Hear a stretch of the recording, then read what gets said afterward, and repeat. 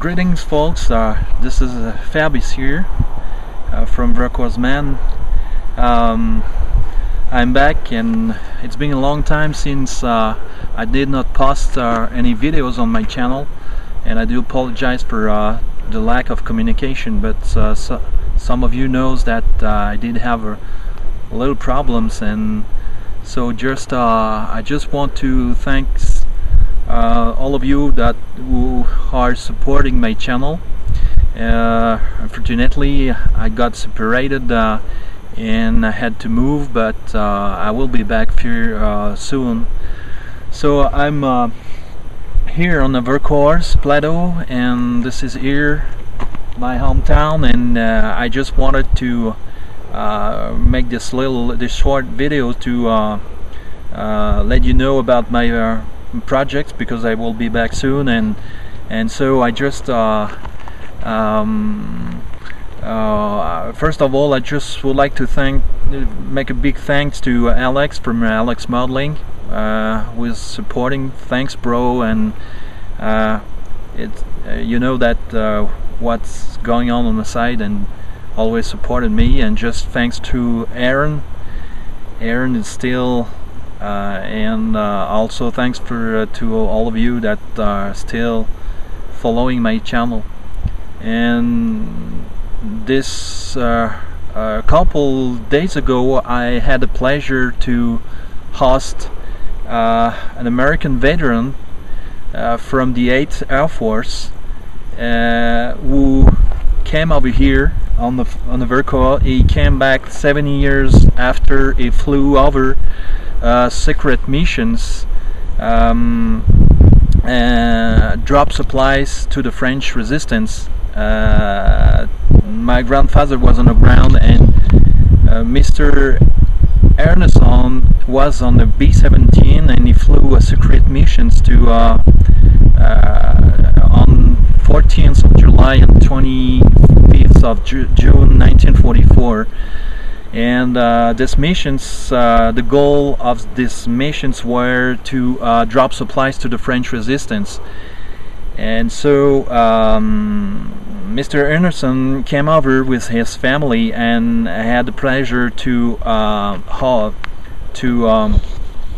stay with them, and just we were able to tour around the Vercors and meet the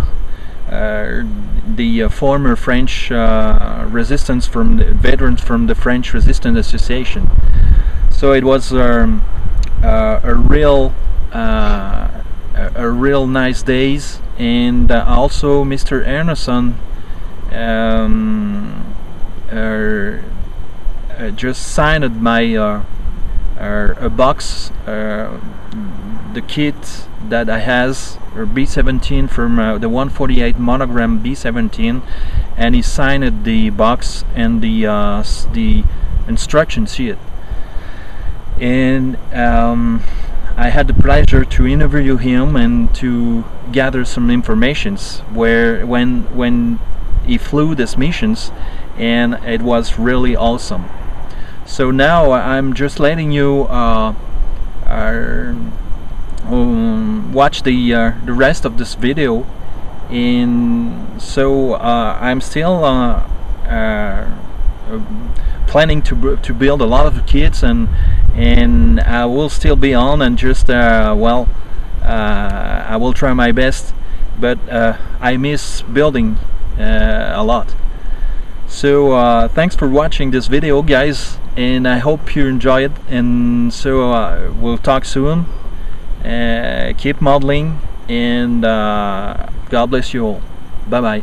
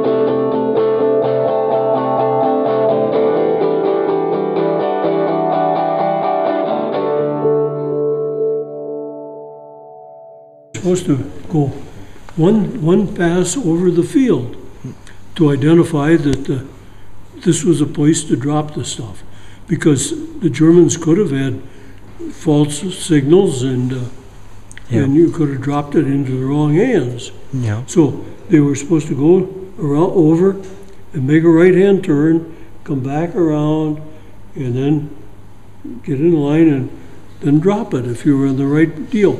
Well, some of them went over and they saw this is the right stuff, so they dropped it. Yeah. And they turned and they went to the left. Yeah. And then the next group was going to the right.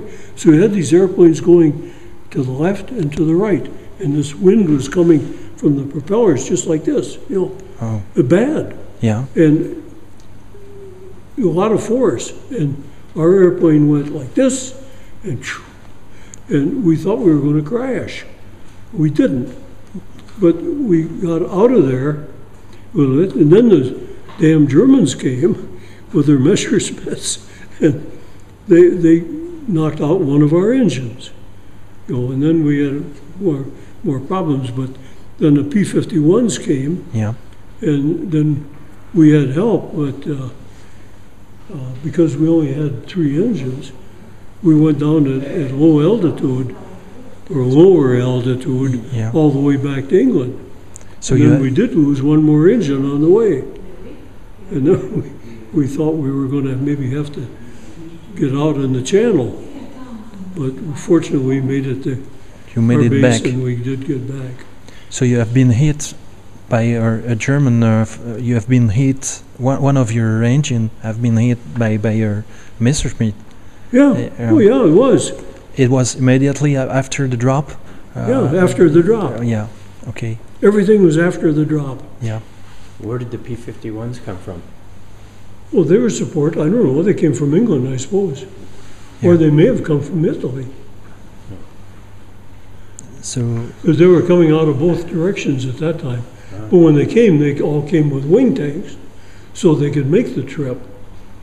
And they would use those wing tanks to get as far as they could. Then whenever they run into the Germans, then they dropped the wing tanks, and they were on their own. And hopefully they could do their fighting and then get back over the American lines. But did you have any planes go down that day, Dad? Well, I don't know. Don't know. I didn't see any go down. But I mean, for a while, first we were very happy, because it was a joyous event, really. It was Bastille Day, and they told us about Bastille Day.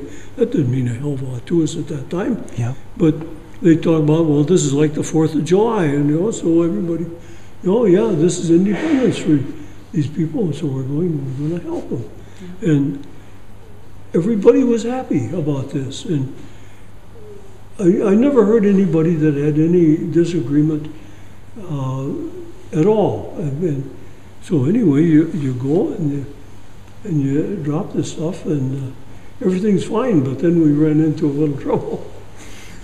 Yeah, thank you very much for your service. Well, that happens. That's well deserved. Well, most of us got back, from that. So, we only got jumped by we thought it was about a dozen enemy fighters. And we had escort. And if you only get a dozen enemy fighters, against the armament that the B-17s had, you're in pretty good shape. We had, I had 2 machine guns. The navigator had 1 on each side. The top turret had 2 machine guns. The tail gunner had 2. The ball turret had 2. The radio operator had 1, and each waist gunner had 1. But it was kind of an even fight. But then when we got jumped on October 7th, we got jumped. Our 12 airplanes were out of formation, and we were on our way to a oil refinery in Germany at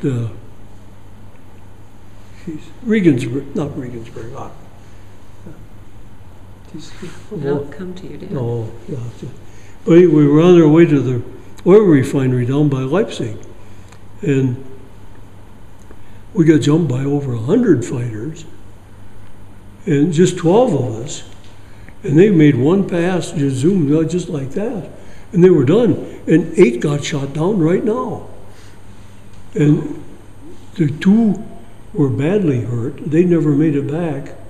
There was only 2 airplanes that made back to our base, and we were one of the 2. Actually, we were the only ones that made our drop on the target, because I never let the bombs go, and we kept them, and then we tied on with another group, and we dropped when they dropped at Merseburg. That's where it was. That was on October 7th. And, oh, that was a bad mission. Yeah. But your plane made it back, but you had a lot of damage, didn't you? Oh, yeah. Yeah. Yeah, we had, I think we had 3 wounded. We had the pilot and the co-pilot and 1 gunner. The pilot wasn't able to fly. The flak went through like this, and it cut through his legs here. It cut both those big cords, above the knee. It laid open about like that. And then it went through and it hit the co-pilot. I think it was on his left foot. And it hit the top of the foot. And it broke all these bones right here on the top. And so they moved the pilot out of his wound. It laid open big. And I mean, I saw it. I helped get him out of there. So we got him out of the pilot seat and we moved him up front. And then we moved the co-pilot into the pilot seat. But before we did that, we put his foot in a flying boot.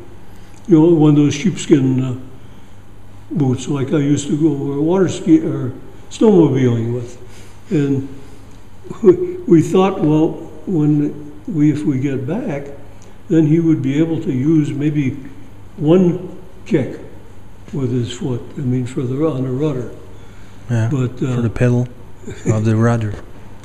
Anyway, I don't know if he did or not, but I later found out after the thing was all over, that was the only time that the co-pilot made the landing from the pilot's seat in the airplane. He had made landings in the B-17s before, but always from the co-pilot's seat. The pilot never let him move over. And that was the only time he did, one landing. And it was kind of funny because when we were landing, I mean, I didn't know this because I was back taking care of the other wounded. We had the one fellow in the waist, he lost an eye. And I was back there, I think. But anyway, Cass, the co-pilot, said that the colonel down on the base control was always, well, when we got to our base, there were other wounded. Other planes had, yeah, I mean, the other one came in, but there was other planes there. And we had trouble landing. And they go around and they're coming in, and when they go to land, they're yelling, somebody else is shooting red flares, meaning they had red flares, meaning they had wounded, and they cut us off. And then we go around again, and we finally did get down, and then the colonel's yelling over the interphone, keep it on the runway, keep it on the runway, keep it on the runway. And Cass made some comment like, you dumb son of a bitch. And I mean, the colonel didn't like that, but anyway, well, we got back. And then you had a few days off after that, Dan? Oh, yeah. That time, yeah. Oh, that was my well, no, when we came back from the Sioux, that was in the middle of it. No, I was about half done. When we came back from Merceburg at one time, it was my 32nd mission, and that was different pilot. I was on a different crew then. The pilot was gone, and the co-pilot was, well, he never flew again either. But Do you remember who your pilot was for the workers? Vasu? yeah. Well, yeah, that was Schumacher was the pilot then. Hmm. But then after that, well, then I got on the Macintosh crew. And because Schumacher was wounded. But, no, it was fun and games. Okay. Okay. So But would Bob, I you put do- fingerprints on your nice shiny car. Oh, that's Up against it. oh. Would you would like to sign the box of the B-17? You want me to Just write to on say- it? We're just every. You got the Where- pen again? I have the a small. that? That's That's- very cool. Hey, no pen? What happened to the fountain Well, pen? he's got Yeah. one here for There. This Well, this is a little. Just put That's- his name on there, Just huh? your name, Put huh? your signature. Okay. Harry C. Where do you want it? Up here? here.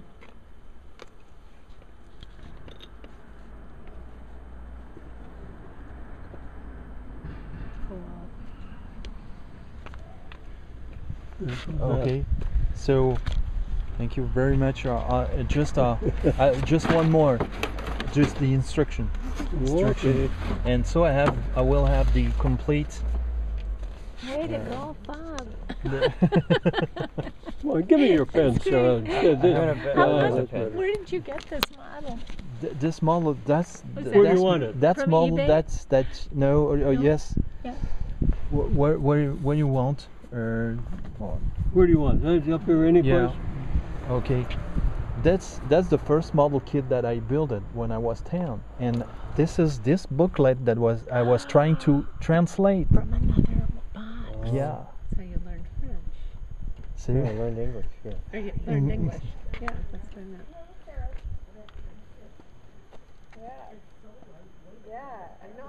So then you took it all apart and put it back in the box? Yeah. I'll put the squadron down. Yeah. Oh, thank you. But that's the first division. Yeah, Mark. that's the first division. They're not the third.